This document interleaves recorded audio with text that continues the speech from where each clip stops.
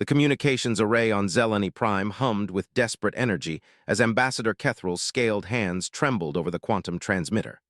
Around her, the command center buzzed with frantic activity, but underneath it all lay a crushing weight of inevitability. The Torven Syndicate's war machines were less than 72 hours away, and the Zeleny Confederation had exhausted every military option, every diplomatic channel, every hope they had harbored. "Ambassador, we're ready to broadcast," Technician Yarvek announced, his usually steady voice cracking with emotion. Behind him, the massive holographic display showed the approaching Torven fleet, 3,000 ships of various sizes, all bristling with weapons designed for one purpose: complete annihilation. Kethral nodded slowly, her throat tight with unshed tears. The Zeleny had been a peaceful species for over 8 centuries, their world a beacon of art, science, and philosophy in their corner of the galaxy.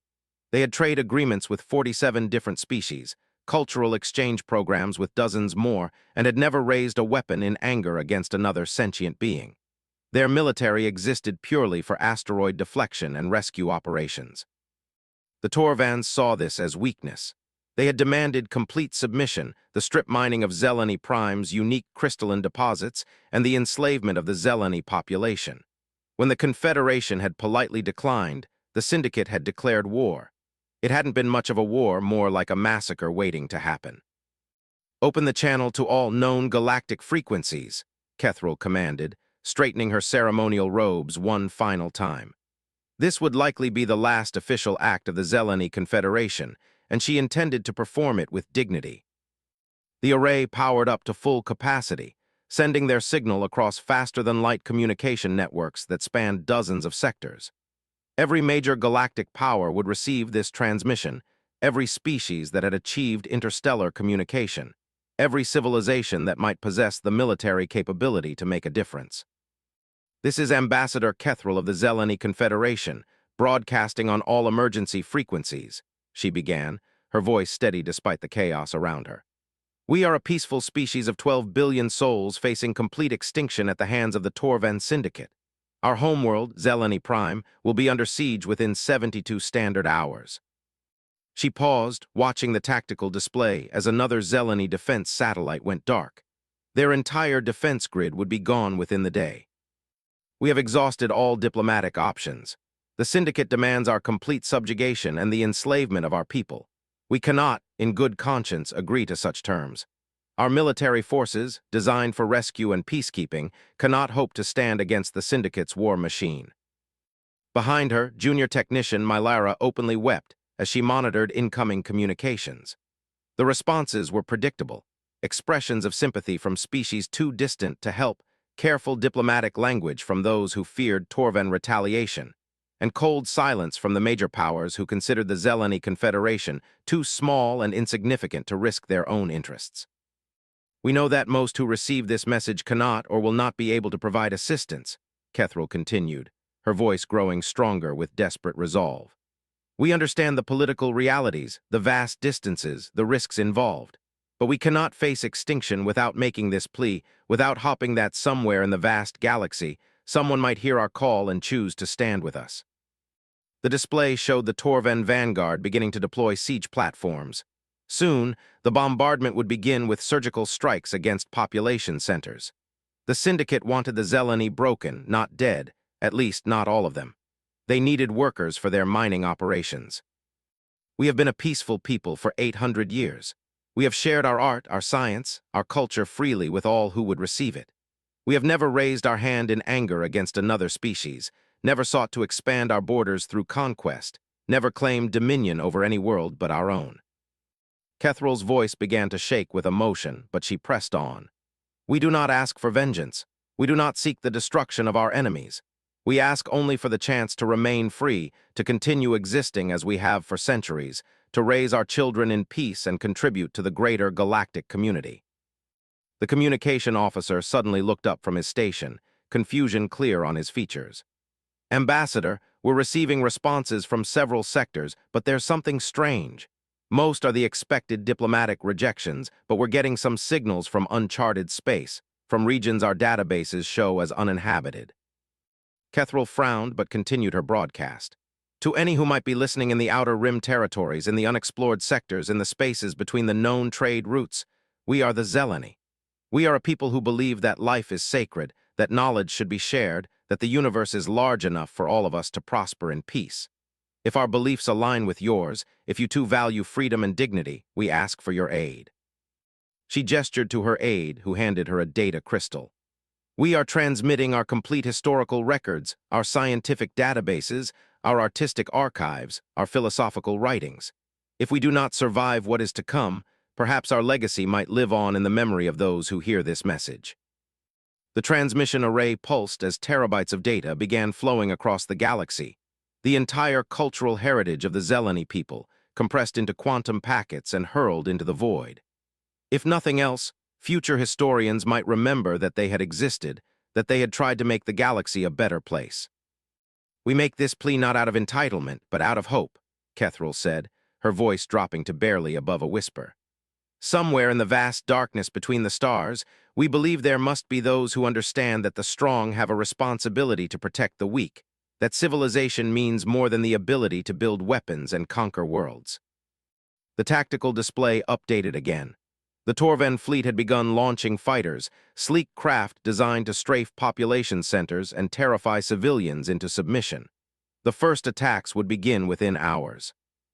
This may be our final transmission, Kethril admitted, tears now flowing freely down her scaled cheeks. To those who have listened, who have shown us even the courtesy of attention in our darkest hour, we offer our gratitude. To those who might come after, we leave you our stories, our discoveries, our dreams of what the galaxy might be if we chose cooperation over conquest. She stood straighter, drawing on reserves of strength she hadn't known she possessed. We are the Zeleni. We have lived in peace for 8 centuries, and we choose to face our end with dignity rather than kneel in chains. But oh, how we hope that someone somewhere might prove us wrong about how this story ends. The transmission ended, and the command center fell into stunned silence. They had done everything they could.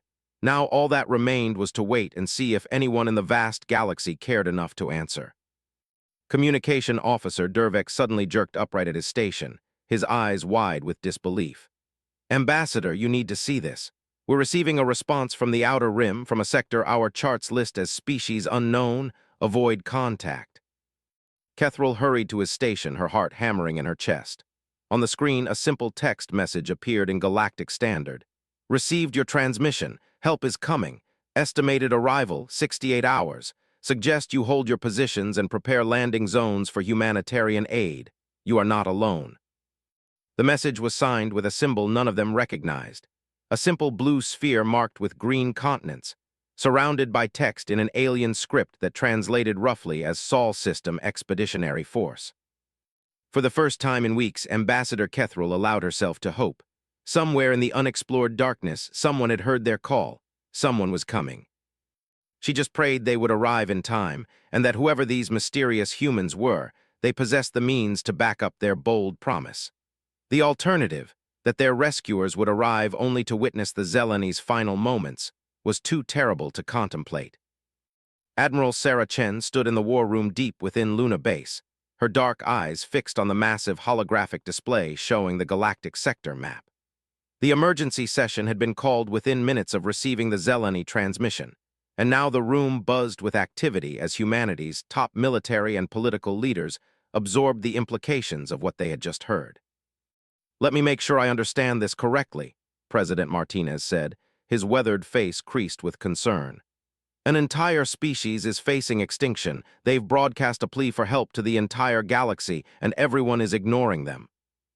Not ignoring, sir, Intelligence Director Voss corrected, pulling up additional data streams. Actively declining to help. We've intercepted response transmissions from the Altarian Republic, the Centauri Trade Federation, even the Andromedan Peace Collective. They all cite the same reasons: too far away, too dangerous, not their problem. Admiral Chen studied the tactical readouts with professional interest. The Torven Syndicate operated with classic aggressive expansion doctrine, overwhelming force applied to soft targets, followed by complete subjugation and resource extraction. It was efficient, brutal, and exactly the kind of behavior that made humanity's collective blood boil. What do we know about these Zeleni? Defense Secretary Roberts asked, scrolling through the cultural data package they had received. Dr. Alina Vasquez, the chief xenocultural analyst, looked up from her tablet with obvious admiration. They're remarkable, sir. 800 years of uninterrupted peace. Their entire society is built around cooperative scientific advancement and artistic expression. They've made significant contributions to galactic medicine, theoretical physics, and interspecies communication protocols. They've never been involved in a single military conflict. And the Torvans? Admiral Chen inquired, though she suspected she already knew the answer. Standard aggressive expansionist species, Major General Kim replied grimly. They've conquered 17 systems in the past century, usually through the same pattern: demand submission, attack when refused, enslave survivors for resource extraction.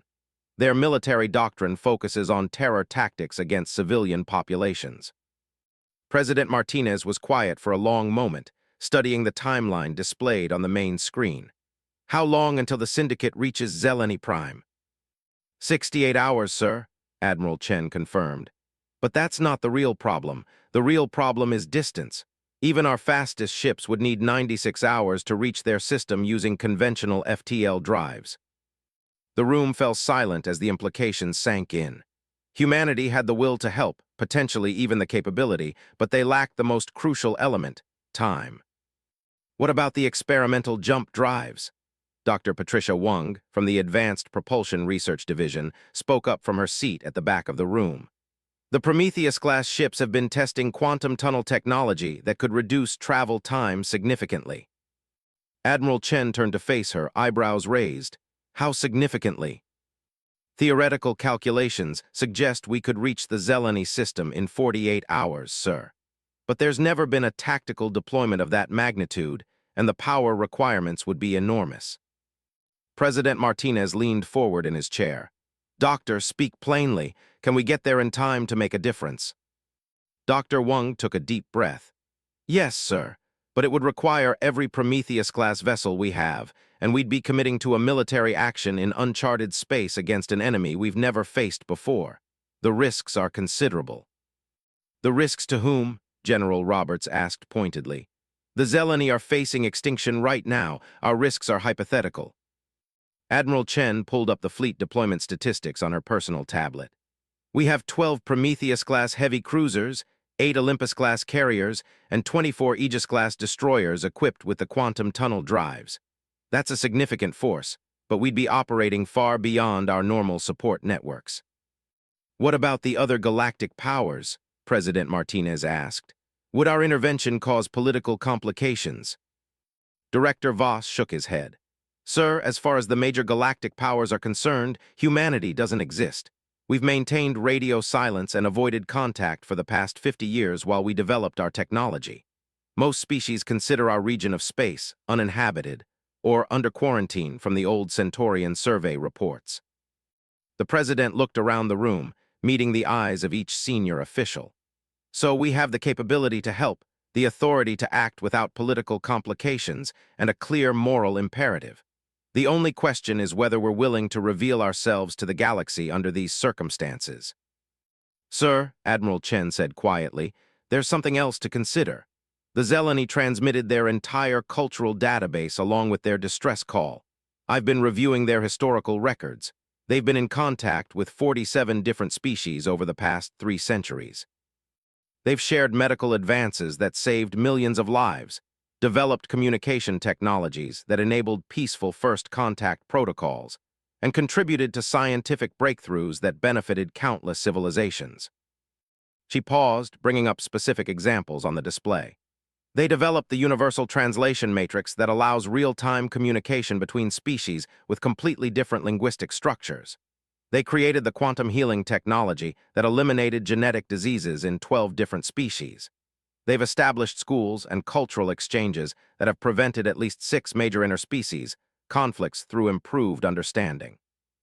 President Martinez studied the data with growing admiration. They've made the galaxy a better place. And now the galaxy is abandoning them when they need help the most, General Roberts added with barely contained anger. Dr. Vasquez cleared her throat softly.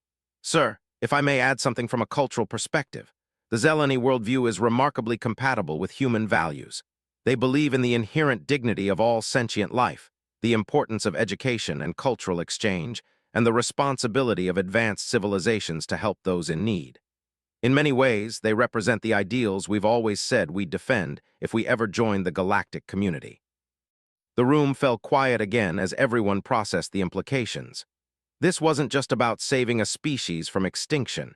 It was about humanity's introduction to galactic civilization, about the values they wanted to represent, about the kind of neighbors they chose to be. President Martinez stood up slowly, the weight of decision clear on his face. Admiral Chen, how quickly can you mobilize the quantum tunnel fleet? 6 hours for full deployment, sir. But I want to be clear about what we're committing to. Once we reveal our technological capabilities and military strength, there's no going back to anonymity. The galaxy will know humanity exists, and they'll know we're not a species to be taken lightly. Good, the President said firmly. Admiral, you have authorization to deploy the full quantum tunnel fleet to the Zeleni system. Your mission objectives are threefold. Prevent the extinction of the Zeleni people, demonstrate that aggression against peaceful species will not be tolerated, and establish humanity's position as a defender of galactic civilization. Admiral Chen nodded crisply. Understood, sir. What about rules of engagement with the Torvan Syndicate? President Martinez's expression hardened. The Torvans have made their choice to attack a peaceful species. They've had centuries to develop their civilization, and they chose conquest over cooperation. Show them that their choice has consequences. And if other galactic powers demand explanations for our intervention? Director Voss asked. Tell them the truth, the President replied. Humanity heard a call for help and we chose to answer. Let them judge us by our actions, not our words. As the senior staff began filing out to implement the deployment orders, Admiral Chen remained behind with the President for a moment. Sir, you realize this changes everything, she said quietly. After today, humanity will no longer be the species watching from the shadows. We'll be players on the galactic stage with all the responsibilities that entails. President Martinez nodded thoughtfully. Elena, do you believe the Zeleni deserve to die because they chose peace over military strength? Absolutely not, sir. Then we're making the right choice. Sometimes being human means standing up for what's right, even when it's complicated. He smiled grimly. Besides, I'd rather introduce humanity to the galaxy as the species that came to help when everyone else walked away. That's a reputation I can live with. Admiral Chen saluted smartly. We'll bring them home, sir, all of them. As she strode out of the war room toward the deployment bays, Admiral Chen felt the familiar surge of purpose that came with a clear mission and righteous cause. Somewhere across the galaxy, 12 billion beings were counting on help that their own neighbors had refused to provide. They were about to learn that humanity had very different ideas about what it meant to be part of a galactic community. The bridge of the UES Prometheus trembled slightly as the quantum tunnel drive powered down, exotic matter dissipating back into normal space-time. Admiral Chen gripped the armrests of her command chair as the main display resolved into a tactical view that made her jaw clench with anger. Zeleni Prime hung in space like a jewel under assault. The planet's natural blue-green beauty was marred by the dark smoke plumes rising from burning cities, while Torvan siege platforms maintained orbital bombardment positions around the world. Escape pod signatures dotted local space, civilian vessels fleeing the destruction, most of them already captured by Syndicate patrol craft. Fleet status report, Admiral Chen commanded, her voice carrying across the bridge with calm authority that belied the fury building in her chest. All vessels have successfully completed quantum tunnel transition, Admiral, reported Fleet Captain Morrison from the communications station. We have 44 ships in total formation, all systems nominal. The Torvans appear to be so focused on their siege operations that they haven't detected our arrival yet. Lieutenant Commander Nakamura at the sensor station looked up with barely controlled outrage. Admiral, I'm reading massive civilian casualties from the surface bombardment. The Torvans are deliberately targeting population centers, schools, hospitals. This isn't military action, it's systematic terror bombing. Admiral Chen studied the tactical display with professional detachment, even as her personal feelings demanded immediate action. The Torvan fleet was impressive, nearly 3,000 vessels arranged in standard siege formation. Most were armed merchant vessels and patrol craft, but she could identify at least 400 ships of the line, including 30 heavy cruisers that outmassed her largest ships by a considerable margin.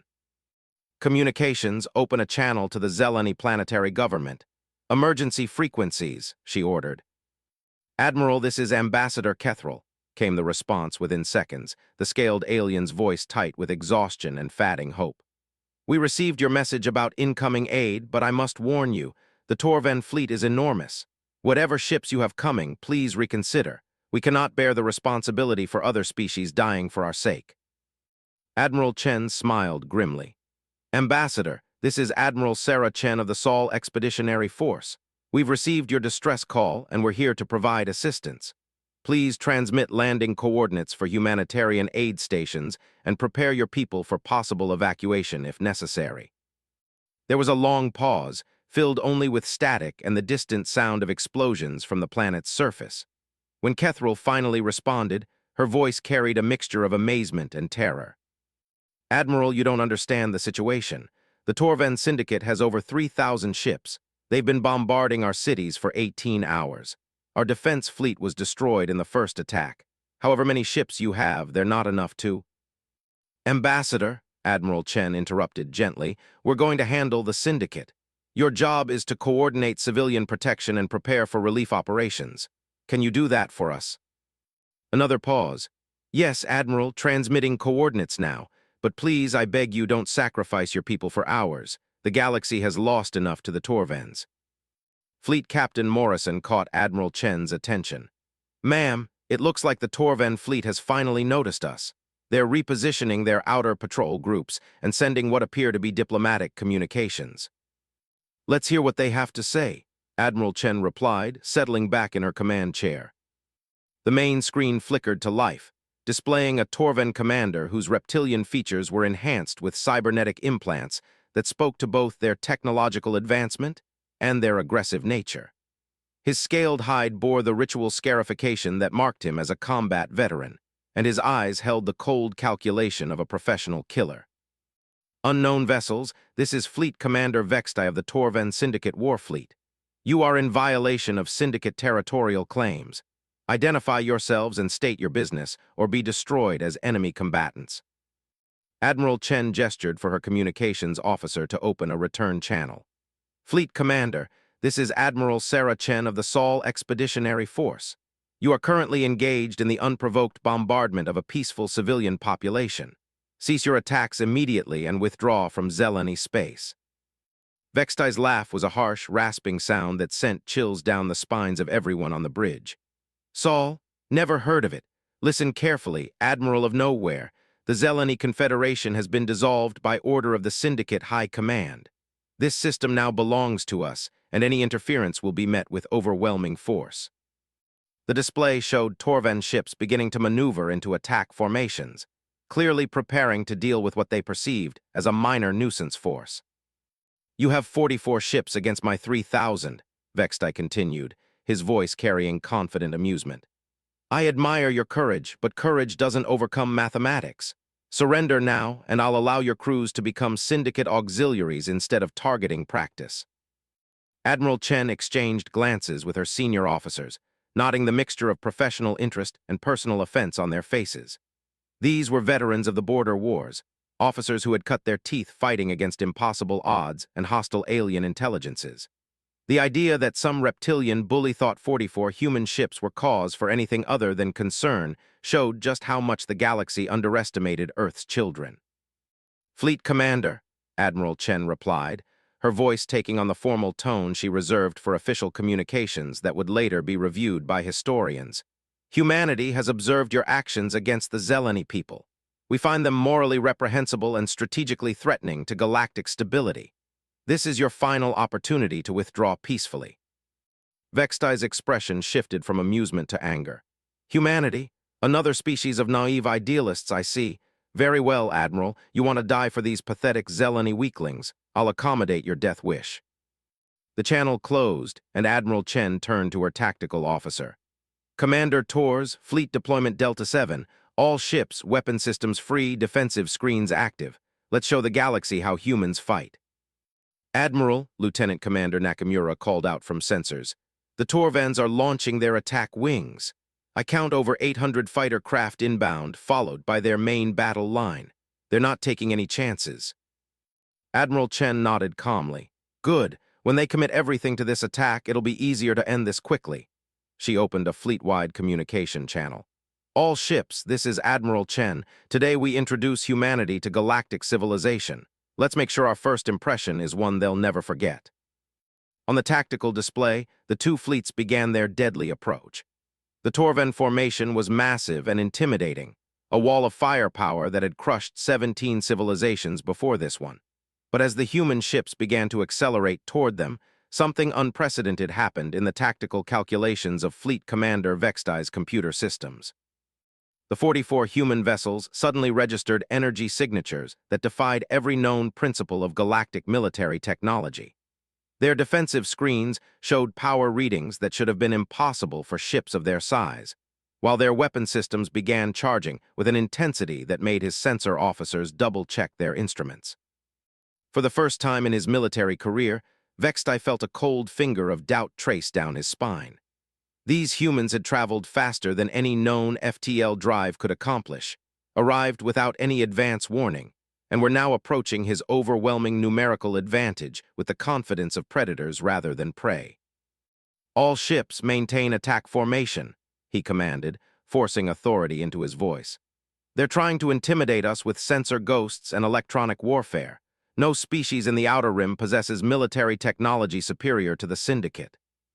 But even as he spoke the words, Vextai watched his tactical displays with growing unease. The human ships moved with perfect coordination, their formation shifting and flowing like a school of fish, each vessel perfectly positioned to support the others.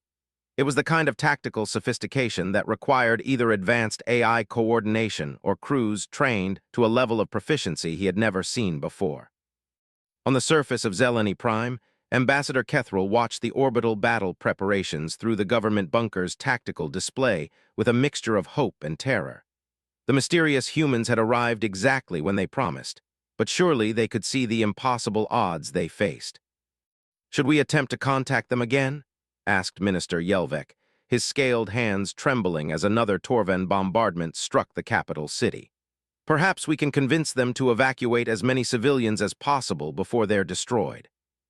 Kethril studied the display showing the two fleets approaching each other, nodding something strange about the human formation. "No," she said quietly. "I don't think they came here to evacuate us." "What do you mean?" "Look at their approach vector," Kethril pointed to the tactical display.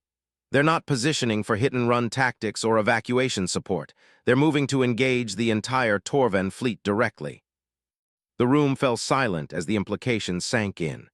Somewhere in the vast galaxy, a species had heard their desperate plea for help and had sent their military forces to face impossible odds rather than abandon the Zeleny to their fate. As the first energy blasts began to light up the darkness of space, Ambassador Kethril whispered a prayer to whatever forces governed the universe that these brave humans would survive what they had chosen to attempt. The galaxy was about to learn whether courage and compassion could overcome calculated brutality and overwhelming odds. The first Torvan fighter wing approached the human fleet with confidence born from centuries of easy victories. 800 sleek attack craft descended on Admiral Chen's formation like a cloud of metallic death, their pilots chattering excitedly on open channels about the glory they would earn by destroying these presumptuous newcomers. That confidence lasted exactly 17 seconds. The UES Aegis, leading the destroyer screen, suddenly blazed with energy as its point defense systems came online. Unlike the simple laser arrays or projectile weapons the Torvans expected, the human destroyer unleashed a barrage of coherent plasma streams that moved at near-light speed and could bend around obstacles using magnetic field manipulation. The leading Torvan squadron simply ceased to exist. "What the?" Flight Commander Zarek's transmission cut off as his wingman's fighter was bisected by a plasma stream that had somehow curved around Zarek's own ship to find its target. "All wings, evasive maneuvers," Squadron Leader Tethys shouted over the communications array, but her words were drowned out by the screams of pilots watching their comrades die in ways their training had never prepared them for. The human destroyer screen moved through the fighter attack like sharks through a school of fish.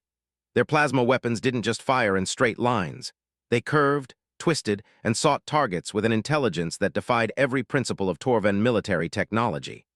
Worse, the weapons seemed to adapt in real time, each successive shot learning from the defensive maneuvers of previous targets.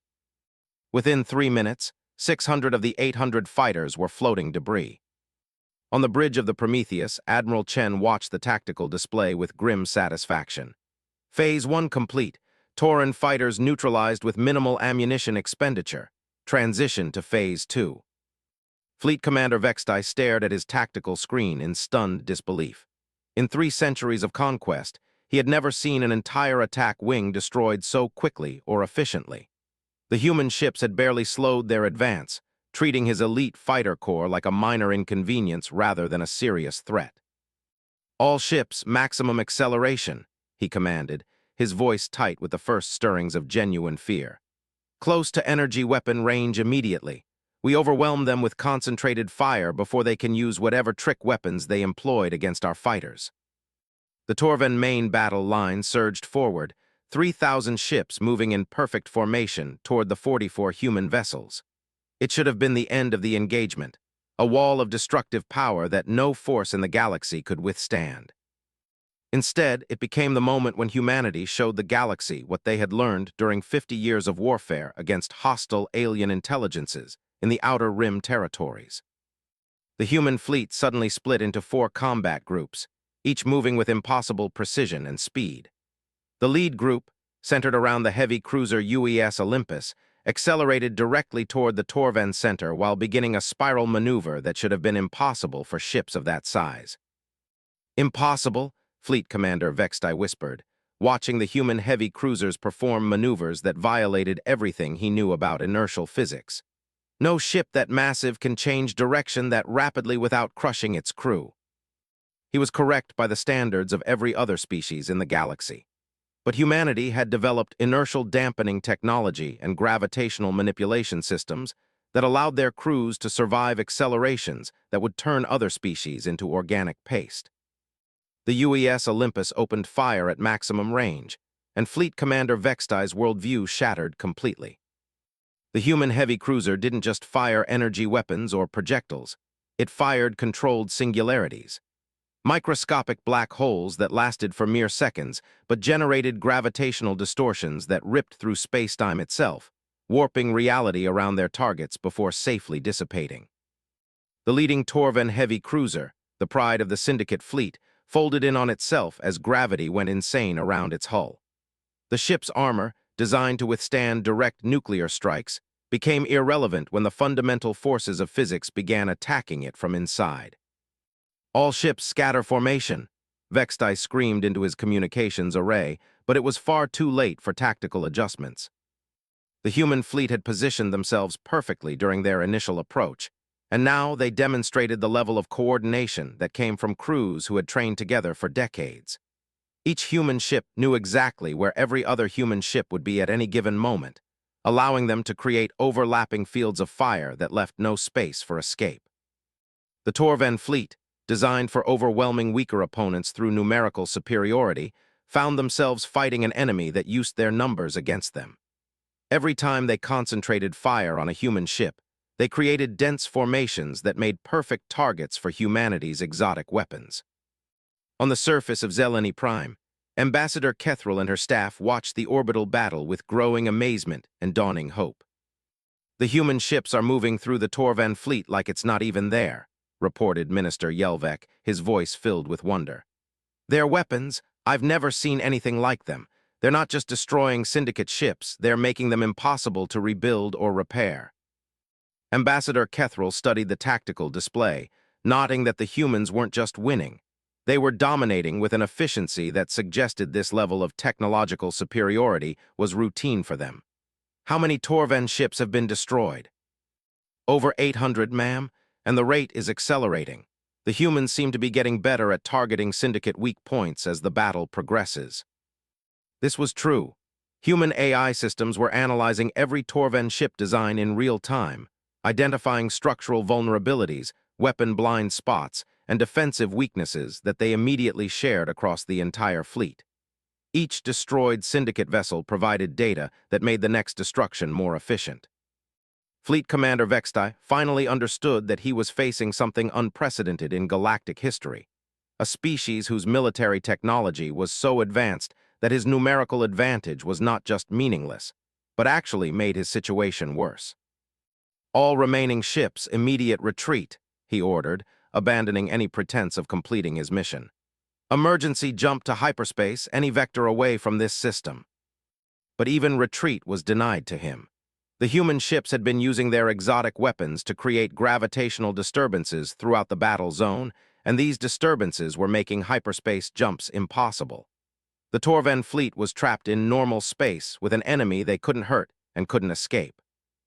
Admiral Chen opened a fleet-wide communication channel. All ships, prepare for the final phase. Remember, we want survivors for prisoner exchange and intelligence gathering. Minimal casualties during fleet surrender. The remaining Torven ships found themselves surrounded by human vessels that could have destroyed them instantly, but instead were demanding their surrender with weapons trained but not firing. "This is Admiral Sarah Chen of the Sol Expeditionary Force," came the transmission to Fleet Commander Vextai's bridge. "Your fleet is defeated, your mission has failed, and your escape routes have been eliminated. Surrender immediately and your crews will be treated according to galactic conventions for prisoners of war." Vextai looked around his bridge at officers who had followed him through dozens of successful conquests, but were now staring at their instruments in shock and defeat. In less than 20 minutes, humanity had demonstrated that the Torven Syndicate's military might was obsolete, their tactics were inadequate, and their understanding of galactic military technology was centuries behind the reality. "All ships, stand down weapons and prepare for surrender," he commanded, his voice hollow with the knowledge that this defeat would echo through Syndicate history for generations. The battle was over, but as Admiral Chen watched the Torven fleet power down their weapons, she knew that the real work was just beginning. They had saved the Zeleny people and demonstrated humanity's military capability, but now they would need to deal with the political aftermath of revealing themselves to galactic civilization in such a dramatic fashion. On the surface of Zeleny Prime, Ambassador Kethril felt tears of relief streaming down her scaled face as the last Torven ships went dark on her tactical display. Somewhere in the Outer Rim territories, a species they had never heard of had heard their desperate plea and had crossed the galaxy to save them. The galaxy had learned that when peaceful people called for help, humanity came like a tempest, swift, unstoppable, and utterly devastating to those who preyed on the innocent. 3 days after the battle, Ambassador Kethril stood in the rebuilt communications center of the Zeleny capital, watching through the massive windows as human relief ships continued their descent from orbit. The contrast between these vessels and the Torven war machines could not have been more striking. Where the Syndicate ships had been angular and threatening, bristling with weapons and armor, the human relief ships were sleek, elegant constructions designed for one purpose: helping people in need. "Ambassador, we have the final casualty reports from all sectors," announced Dr. Melvith, the Zeleny Director of Planetary Health Services. His normally grave demeanor was brightened by something that hadn't been seen on his face in months: genuine hope. "What are our numbers?" Kethril asked, though she already knew the answer would be better than anyone had dared dream. "Preliminary reports indicate 847,000 casualties from the Torven bombardment," Dr. Melvith replied, his voice carrying amazement rather than grief. "But Ambassador, the human medical teams have been performing miracles. Their healing technology, it's like nothing we've ever seen. They've saved over 600,000 beings that our own medical teams had classified as beyond help." Kethril nodded, still struggling to process the reality of what had happened. The species that had answered their distress call hadn't just defeated the Torven Syndicate. They had brought medical technology that could heal injuries that would have been permanent disabilities under normal circumstances. Zeleny, who had lost limbs in the bombardment, were walking again within hours of treatment. Burns that should have scarred for life were healing without marks. Even psychological trauma was being addressed with therapeutic techniques that seemed to help patients process their experiences in days rather than years. "The humans are requesting a meeting with our planetary council," announced Communications Director Yalvik. Admiral Chen wishes to discuss long-term security arrangements and something she calls galactic integration protocols. Ambassador Kethril straightened her ceremonial robes and walked toward the council chambers, her mind still processing the magnitude of what humanity had done for her people. In 3 days, they had transformed the Zeleny from a conquered species facing extinction into a civilization with hope for the future. The council chambers had been hastily repaired after the Torven attacks, but they retained their traditional circular design that emphasized equality and cooperation among all voices. Admiral Chen sat at the speaker's podium with 2 of her senior officers, while the 12 members of the Zeleny Planetary Council took their seats in the surrounding amphitheater. Admiral Chen, Ambassador Kethril began formally, on behalf of the 12 billion people of the Zeleny Confederation, I offer our deepest gratitude for your intervention. Your species has saved us from extinction when all hope seemed lost. We are forever in humanity's debt. Admiral Chen stood and bowed respectfully, a gesture that surprised the Zeleny with its formal courtesy. Ambassador Kethril honored members of the council. Humanity acted not out of expectation of debt, but out of recognition that the galaxy is diminished when peaceful civilizations are destroyed by aggressive ones. We seek no payment for our assistance, only the assurance that the Zeleny people will continue to contribute their wisdom, art, and scientific knowledge to galactic civilization. Council Member Vervain, the eldest of the assembly, leaned forward with curiosity. Admiral, your military technology is clearly centuries ahead of anything we understood to exist.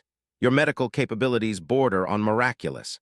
Your response time to our distress call was faster than should have been possible. Where has humanity been hiding such capabilities? Admiral Chen smiled slightly, appreciating the directness of the question. Humanity has been developing in isolation for the past 50 years while we dealt with hostile alien intelligences in the Outer Rim territories. We learned to fight enemies that didn't follow conventional military doctrine, which forced us to develop unconventional solutions. When we received your distress call, we had both the capability and the moral obligation to respond. But why respond to strangers across the galaxy? Asked Council Member Lythe, genuine puzzlement in her voice. Most species we've encountered prioritize their own interests above those of distant neighbors. The question hung in the air for a moment before Admiral Chen answered with quiet conviction.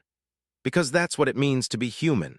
We believe that civilization isn't measured by how well you treat your friends and allies, but by how you respond when strangers need help. The Zeleny people called out in their darkest hour, and humanity could not ignore that call. Captain Morrison, Admiral Chen's communications officer, stepped forward with a data tablet. With the Council's permission, we'd like to share information about the broader galactic situation. Our intervention here has not gone unnoticed by the major galactic powers. The main display activated, showing a real-time map of galactic communication traffic. Bright lines of data flowed between the major civilizations as news of humanity's actions spread across known space. The Altarian Republic has requested formal diplomatic contact, Captain Morrison reported. The Centauri Trade Federation is asking about possible commercial relationships. The Andromedan Peace Collective wants to discuss humanity's military technology and its implications for galactic stability. Admiral Chen nodded grimly. Our intervention here was necessary, but it's created complications. The galaxy now knows that humanity possesses advanced military technology and is willing to use it to protect peaceful species. Some civilizations will see us as potential allies. Others will view us as a threat to the existing balance of power. Ambassador Kethril felt a chill of concern. Admiral, have we inadvertently made your people enemies by calling for help? No, Admiral Chen replied firmly. Humanity made the conscious choice to reveal ourselves under these circumstances. We could have remained hidden in the Outer Rim for another century, but that would have meant abandoning the Zeleny to extinction. That was not acceptable to us.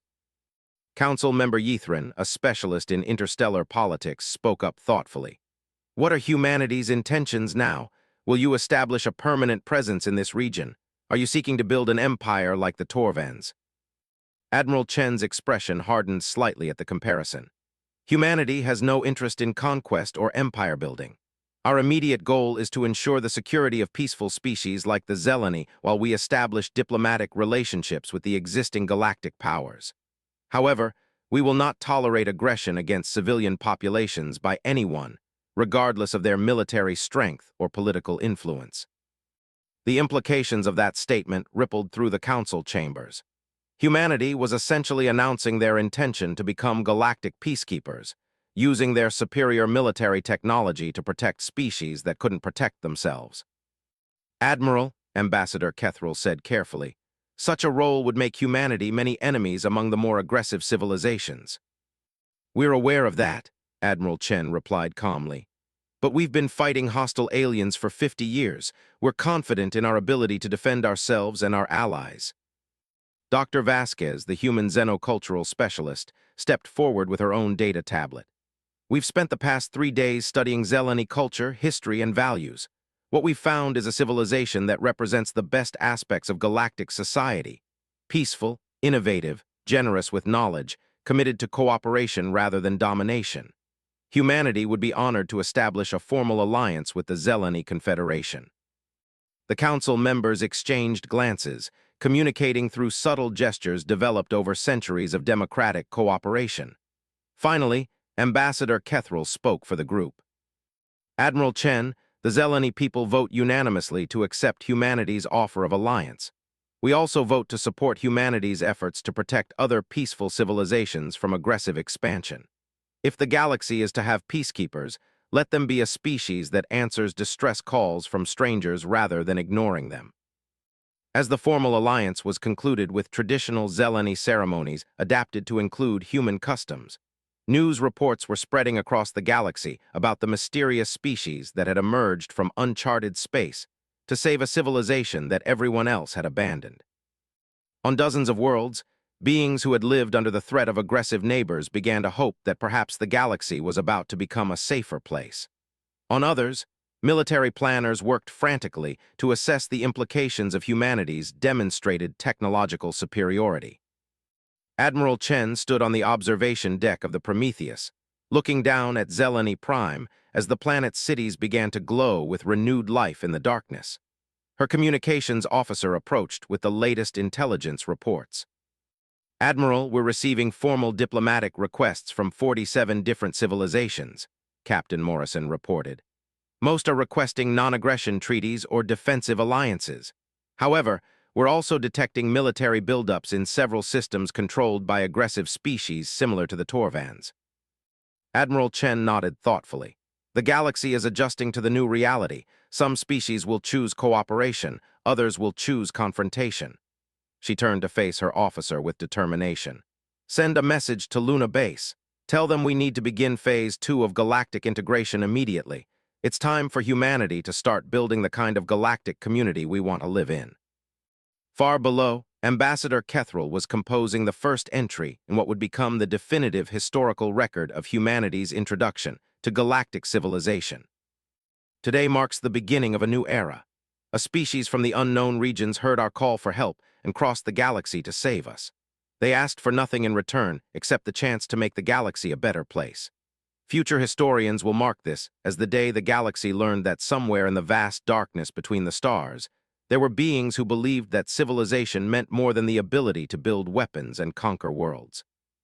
The humans came like a tempest when we called, swift, unstoppable, and devastating to our enemies.